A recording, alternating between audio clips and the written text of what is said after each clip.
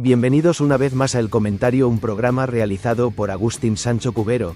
Este programa está disponible en YouTube y en las principales plataformas de podcasts. No te olvides de suscribirte, es gratis. A continuación empezamos el programa. Bajo el cielo plomizo de San Sebastián nació un niño que llevaba en la mirada la melancolía del mar Cantábrico y la dureza de las rocas golpeadas por las olas. Era el 28 de diciembre de 1872 y el aire olía a salitre y a invierno.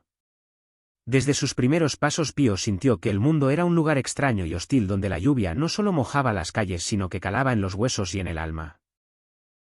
Su infancia no fue la de un niño despreocupado que corre tras una pelota sino la de un observador silencioso que miraba a los adultos con una mezcla de curiosidad y desconfianza. La familia Baroja era un clan unido pero marcado por el movimiento constante. Su padre Serafín era ingeniero de minas y hombre de letras aficionado y llevaba la prole de un lado a otro como si el destino de los Baroja fuera no echar raíces en ninguna parte. De San Sebastián pasaron a Madrid y la capital se le presentó al joven Pío no como la villa y corte de los libros de historia sino como un monstruo de polvo y ruido donde la gente se apresuraba sin sentido. Allí en las calles empedradas y sucias de un Madrid que bostezaba entre la tradición y la modernidad empezó a forjarse el carácter del escritor. Era un muchacho huraño y tímido que prefería la compañía de un libro a la de sus compañeros de clase. Odiaba la disciplina escolar con una fuerza visceral y detestaba a los profesores que repetían lecciones rancias sin pasión ni verdad. Para él la enseñanza era una cárcel y la libertad estaba en las páginas de las novelas de aventuras que devoraba con avidez buscando en la ficción la vida vibrante que la realidad le negaba.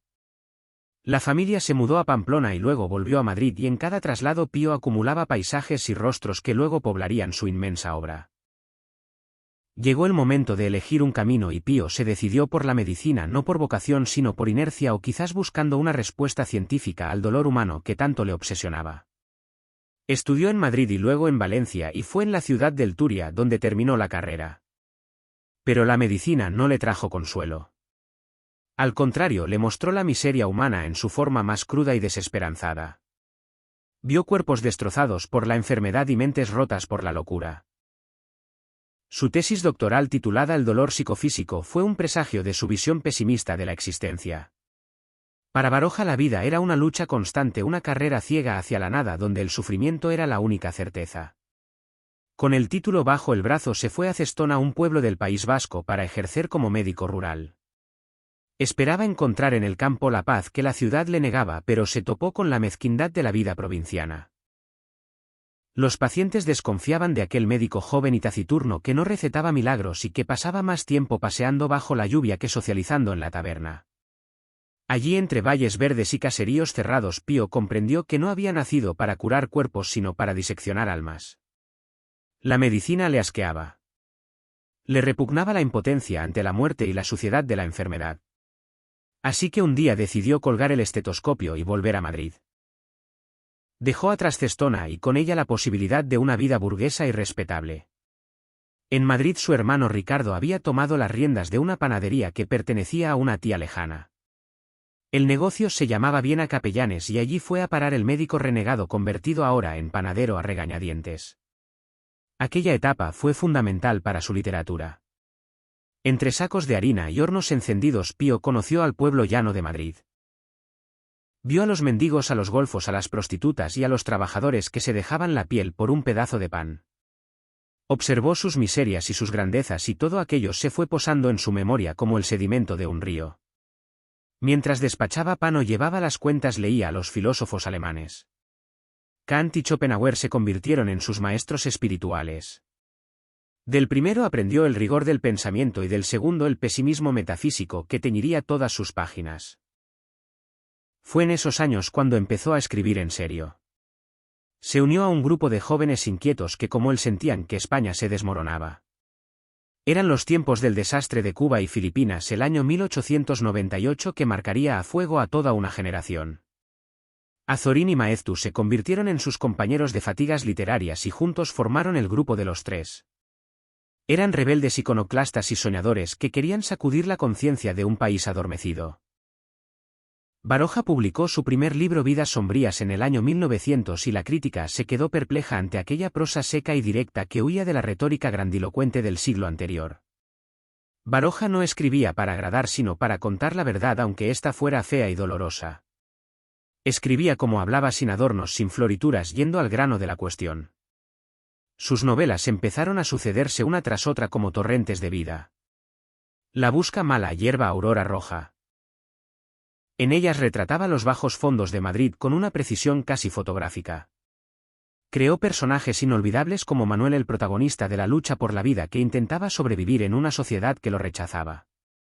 Baroja se convirtió en el notario de una España que se debatía entre el atraso y el deseo de modernidad. Pero no solo le interesaba lo social. También le fascinaba la acción. Escribió sobre aventureros, conspiradores y hombres de acción como su pariente Eugenio de Aviraneta, protagonista de las Memorias de un hombre de acción.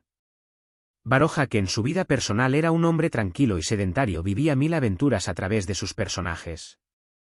Viajaba con ellos, conspiraba con ellos y luchaba en batallas imaginarias mientras él permanecía sentado en su mesa de trabajo con la boina calada y el abrigo puesto pues siempre tenía frío.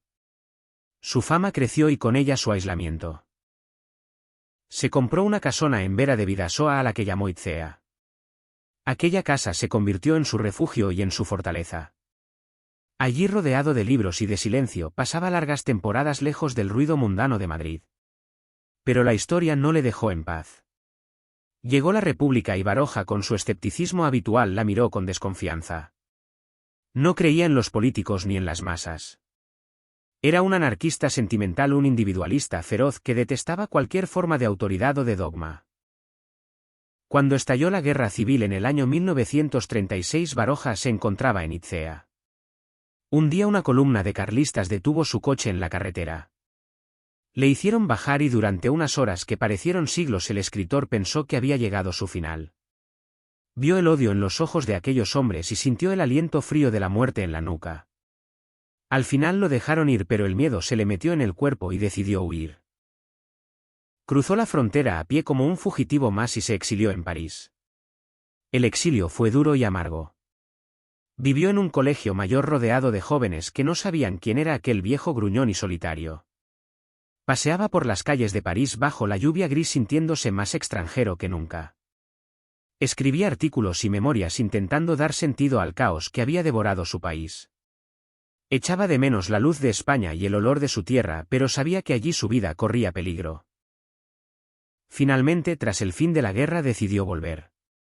Regresó a un Madrid vencido y triste, gobernado por el silencio y el miedo. Se instaló en su piso de la calle Ruiz de Alarcón y retomó sus rutinas de paseante solitario. Se le podía ver caminando por el Parque del Retiro con las manos a la espalda y la mirada perdida en el suelo. La gente lo reconocía y murmuraba "Ahí va Don Pío", pero él rara vez se detenía a hablar. Se había convertido en una institución, en una reliquia viviente de una época pasada. Seguía escribiendo aunque sus fuerzas flaqueaban. Escribió sus memorias tituladas Desde la última vuelta del camino, donde repasaba su vida con una sinceridad brutal sin perdonarse nada a sí mismo ni a los demás. En ellas ajustó cuentas con sus contemporáneos y dejó constancia de su visión desencantada del mundo. Los años pasaban y la vejez se le echaba encima como una losa pesada. Su cuerpo se encorvaba y sus pasos se hacían más lentos, pero su mente seguía lúcida y afilada como un bisturí. Recibía visitas de jóvenes escritores que iban a verle como quien va a consultar a un oráculo. Entre ellos estaba Camilo José Cela, que sentía una profunda admiración por el maestro. Baroja los recibía con una mezcla de gratitud y hastío, soltando frases lapidarias y consejos que nadie le había pedido. En el año 1956 la muerte que tanto había rondado en sus novelas vino a buscarle definitivamente. Cayó enfermo y se metió en la cama para no volver a levantarse. En sus últimos días recibió una visita inesperada. Ernest Hemingway, el gigante de las letras americanas, acudió a su lecho de muerte. Hemingway, que había aprendido tanto de la técnica barojiana, le llevó unos calcetines de lana y una botella de whisky. El americano lloró ante el maestro moribundo y reconoció su deuda literaria. Don Pío, con la voz ya apagada, apenas pudo agradecer el gesto. El 30 de octubre de aquel año el corazón del novelista dejó de latir. Madrid se vistió de luto para despedir al hombre que mejor había sabido retratar sus calles y sus gentes. Su ataúd fue llevado a hombros por sus amigos y admiradores bajo una lluvia fina que parecía llorar la partida del escritor. Fue enterrado en el cementerio civil como él había querido, lejos de ritos religiosos y convenciones sociales. Allí bajo la tierra húmeda descansaba por fin el hombre que nunca había encontrado descanso en vida. Pío Baroja dejó tras de sí una obra monumental compuesta por más de 100 volúmenes. Sus novelas quedaron como un testimonio vivo de una España convulsa y contradictoria. A través de sus páginas los lectores podían oler el polvo de los caminos, sentir el frío de las pensiones baratas y escuchar las voces de los desheredados. Baroja no creó héroes de mármol sino seres de carne y hueso llenos de dudas y de miedos. Su estilo áspero y directo rompió con la tradición retórica y abrió las puertas a la novela moderna en lengua española. Fue un hombre fiel a sí mismo, a su verdad incómoda y a su independencia insobornable. Nunca buscó honores ni medallas y cuando le ofrecieron sillones en academias solía encogerse de hombros con desdén. Su única patria era su libertad y su única religión la duda. A lo largo de su vida Baroja fue un viajero incansable no solo por los caminos de España y Europa sino por los laberintos del alma humana. Buscó la acción y encontró la contemplación. Buscó la ciencia y encontró la literatura. Buscó la paz y encontró la guerra.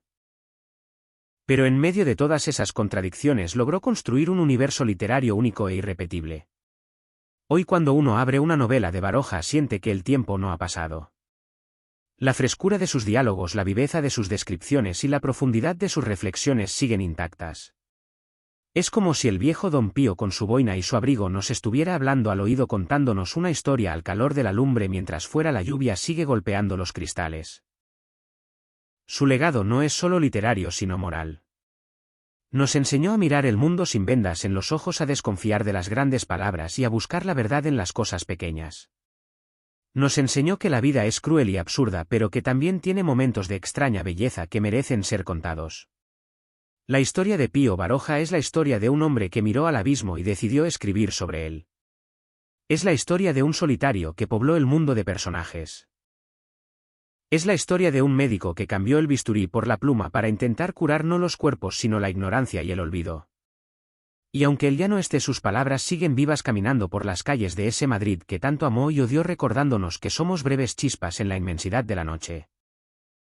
Así termina el relato de una vida dedicada a la palabra, una vida que fue novela antes de ser escrita y que sigue siendo leída generación tras generación como el mapa de un tesoro escondido en la geografía del alma española. Hasta aquí esta edición del programa del comentario, un programa realizado por Agustín Sancho Cubero.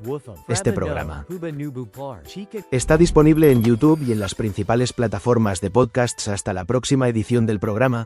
Muchas gracias. Dirección y realización Agustín Sancho Cubero.